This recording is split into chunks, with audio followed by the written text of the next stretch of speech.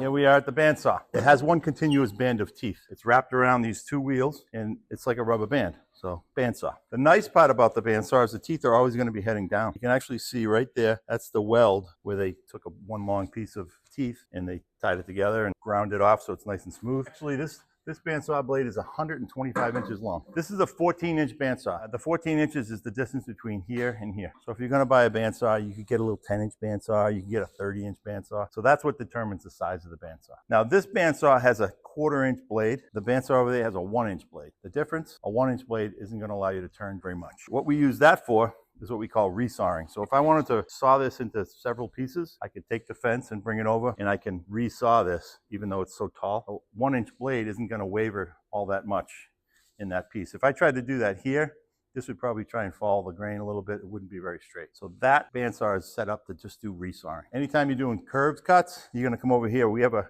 1/4-inch blade. I could have a 1/16-inch blade, anywhere from a 1/16 to an inch. 1/16-inch blade would allow us to do really tight turns, like we can on the scroll saws. When you're using the bandsaw, if you're turning, and you can hear it, if you hear the saw starting to bind a little and slow down, that means you're turning too sharply. If that happens, you're just going to come back from the direction you just came and let it free up itself a little bit.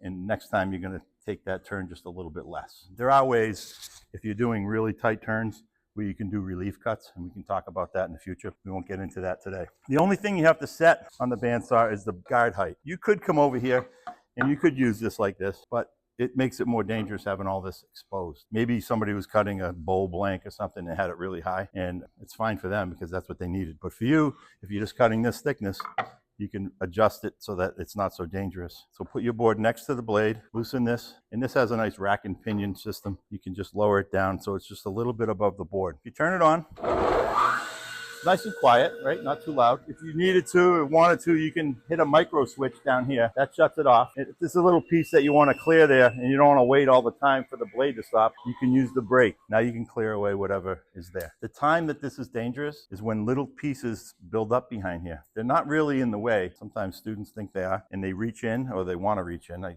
hope they don't. And that's when the accident will happen, when you're reaching in like that, trying to clear those pieces. Now, anytime you're using the bandsaw, you're going to be cutting to some sort of a line, and this is the front of a Adirondack chair or something. You want to stay just outside your line. If you go over the line, your piece may be too small. In a lot of cases, it'll still work, but in some cases, it might not. So you want to stay outside. If you stay too far outside, it's going to require a lot of sanding to clean it up. So you want to stay as close as you can while you do it. And the way you do that is by going slowly. If you cut slowly, you'll be more accurate. Guaranteed. Now, I consider this a common sense machine. We all have a little common sense, right? We're not going to run our finger into the blade, all right? If you're cutting around and you have your thumb here, you're not going to run your thumb into the blade.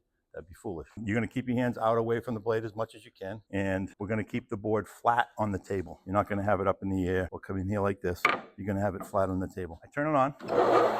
I'm going to come in just outside the line, and if I let go, nothing happens. There's no kickback on the bandsaw. The teeth are always heading downward, so I don't even have to put any pressure on the top. I could just push from the side if I wanted. I like to steer it like this with my hand on top. That piece can stay there, or we can use the brake and we can clear it and we'll put it in one of our scrap bins. Now, if you look at this cut, you can see the line first of all, right? You can see the line. And if you look at the cut, it's not that smooth. The bandsaw doesn't leave a great finish. So what we're going to do is we're going to go over to the disc sander and we're going to see how the disc sander works.